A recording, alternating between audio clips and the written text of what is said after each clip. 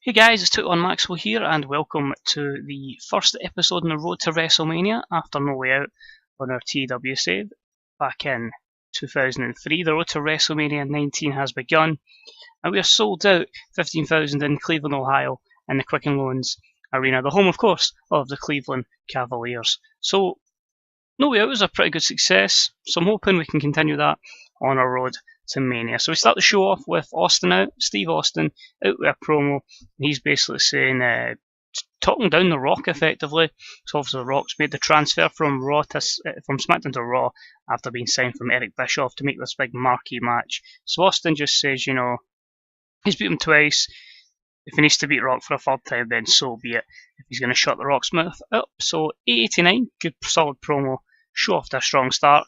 Begins their storyline and gets the crowd hotter. This leads to the great one coming out, and there's a lot of sarcasm from him. This, of course, is Hollywood heel Rock.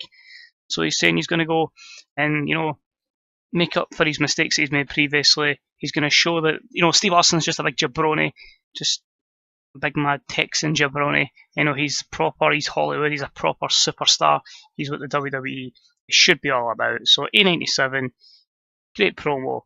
Get the crowd hotter again. Storyline gain seat, but it's really just making these two get ready for the best match possible. The thing is, you don't really need to build up a storyline between Rock and Austin. It sells themselves. The story sells there. It's the two greatest superstars of the Attitude Era going for one final battle. Next up, we have our first match of the night, and it's a power match that saw the team of Trish Stratus and Jacqueline defeat Jazz and Victoria in 7:32. When Trish Stratus defeated Victoria with the chick kick, Jacqueline was the weak link. This was a C-54. You can see with the performances there, pretty even apart from Jacqueline's, but just giving Trish a victory. No bit of doubt into the mind of Victoria, the champ, of course. Victoria gaining performance skills to Jazz is technical. Storytelling match, so that'd be a few negatives. Plus, low morale because Chris Benoit get busted for steroids again. I couldn't put him into rehab, so he has been suspended, as you know.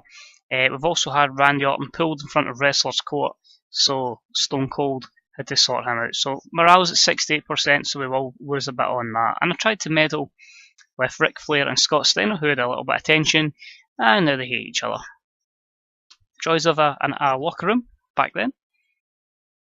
Next up, we had a 6-man tag. It was about that had a decent reaction from the crowd, but subpar wrestling. And it was the Evolution, Randy Orton, Batista, and Ric Flair, who defeated Maven, Spike Dudley, and the Hurricane at 8:17, when Batista defeated Maven with a Batista bomb. Flair's obviously going to be head and shoulders above everyone else.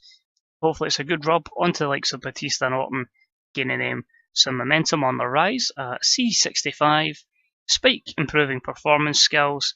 Few negatives there, likes of poor gimmick and a poor psychology there for Batista. Then we have the general manager for Raw coming out, Eric Bischoff, and he says, we need Triple H's opponent for WrestleMania, so we are going to book a 5-way match in our main event tonight. The winner facing Triple H at WrestleMania is going to be Shawn Michaels, Kane, Christian, Chris Jericho, Rob Van Dam. A B+84 segment for Bischoff, as that should be a blockbuster main event.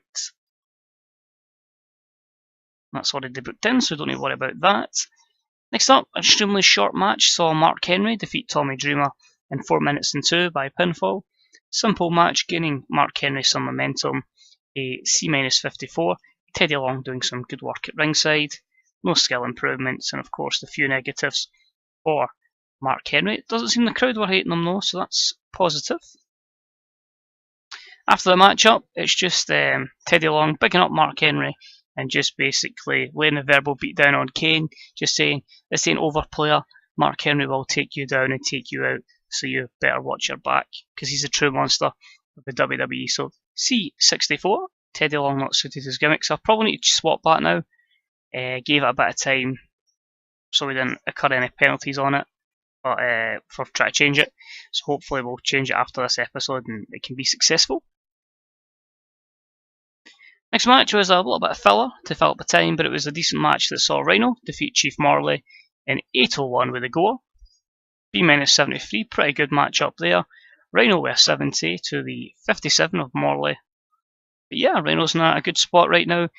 Yeah, we'll see what happens with him. He is someone, as I say, that kind of doesn't fit on Raw. But whilst he went to SmackDown in real life, I'm quite happy to keep him here just now. I don't have a plan for a draft anytime soon.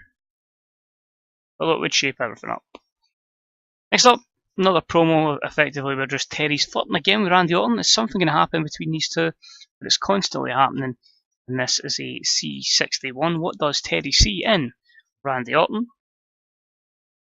Next up was our co-main event, I believe. No, we've got 3 main event type matches. So this was a decent matchup, and it saw the rematch for the tag titles. Lance Storm and William Regal defeated Booker T and Goldust in 11:43 when Lance Storm defeated Goldust with a single-legged Boston Crab after blatantly cheating beforehand. During the matchup, we also had Randy Orton distract Goldust, so that could mean interesting things. But it was the first title defense, of course, of Storm and Regal's championship. Goldust, the weakest link, 57 compared to everyone else's respectable performances. The Legacy set storyline has advanced, and a B82. So pretty good there. Goldust improving performance skills, few negatives, but yeah, Regal and Storm retain. This then leads to a bit of a confrontation after the match. Goldust and Booker T have a heated confrontation. It's just really Booker T going, "Come on, Goldie, get your head in the game. The hell's up?" You know, just cost us the tag titles twice now, so that got a C63. Our co-main event was actually a good matchup. It was Triple H defeating Test in 8:36 by pinfall with a pedigree. Just a match to gain some momentum for Triple H, but 94 for him, 56 for Test. Forgetting if we use him, then of course Stacey Keebler over there, and that counts as one of our attractive women in the show. So that's good there. No real negatives there, apart from negative crowd reactions, so probably need to try and get Test a bit more over in terms of skills before we go any further, but yeah, it's decent. We then have Goldust attacking Randy Orton backstage, and it's really just a case of him getting retribution for early on. That's a C-53, of course. If Triple H but Ric Flair weren't there, Orton would have been just there on his own or with Batista. So, all the numbers gamers aren't there. Goldust gets a bit of revenge. We then have a hype angle. Triple H, as I say, he stayed out for commentary, and he's just basically a verbal beatdown on the likes of HBK, Christian, RVD, Jericho, Kane, saying that he is going to be the man that, doesn't matter who wins this, it's just going to be someone who's just going to continue his legacy. So A91, going into our main event to see who'll face Triple H at WrestleMania. And the match was only a B-75 because we never really had a good storyline in it. But it was a bout that had superb wrestling and great heat. And it saw Shawn Michaels defeat Kane, Rob Van Dam, Chris Jericho and Christian in 1954 when Shawn Michaels defeated Kane with a sweet chin music. The reason why it was Kane that took the fall, because we had Mark Henry distract Kane. So B-75, Michaels with the best performance, just ahead of Jericho. All in all, good solid performances, maybe not the match rating we wanted. What costed it? I'm quite intrigued to know this. Lack of hot associated storyline, because obviously Henry and Kane isn't quite at level, and I say the winner of this is going to be in another storyline. So this could have been much better in terms of a match rating, but for the purpose of the storyline, we have to crown the number one contender, and it is going to be at WrestleMania 19. Shawn Michaels' first WrestleMania back will be in the World Heavyweight title match against Triple H. So B81, the show increases their popularity in 15 regions, and if I'm perfectly honest, I think it's a decent show. Certainly could have been a lot better, but in terms of building up WrestleMania, it's just laying the foundations. So I think we'll give good ratings to... Oh, I'm forgetting it's not a pay-per-view, so I don't need to worry about giving good ratings. But yeah, overall, pretty good there. Let's jump in here, because this is probably going to be someone else testing positive for stuff. But let's have a look. 5k drug tests, 11k for Raw, 19.77, right? Give us the bad news. Rob Van Dam this time, and he has been identified as a soft drug user. I can't really be, contradicted and have some people tested and some not. We will make the locker room clean. We'll put the wellness policy in pretty much quickly. So RVD is going to go into rehab. He's improved his behaviour and he's happy at the action.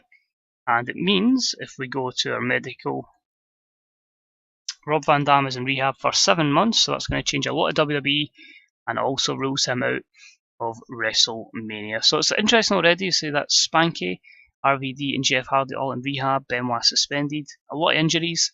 So it's really stretching the roster, but it's obviously about changing history and taking it our own way. So it's one of those things we just need to kind of deal with and yeah, go from there. So we already know some of our matches for WrestleMania. As I say, we're now going to kick on and book SmackDown. So as always guys, thank you for watching. Any comments are deeply appreciated. Any other predictions for the WrestleMania card, let me know. As I say, like, shares, etc. Subscriptions always appreciated. You can follow me on Twitter at 21Maxwell. Also have an Instagram, but I just really post pop vinyls on there, so not really much to look at. And yeah, apart from that, as I say, there'll be a button if you help me subscribe if you haven't already, and the playlist of previous videos. And of course, check out the WWE 2020 stuff, or 2021 it may be at now, where we just have been booking WWE since TEW came out. I've been doing that every week. It's been my save since day one. And yeah, the TNA save as well, when we're back in 2006, when it was good. So as always, thank you for watching, and hope you enjoy the rest of your day, and I'll catch you real soon for SmackDown. See you later, bye bye.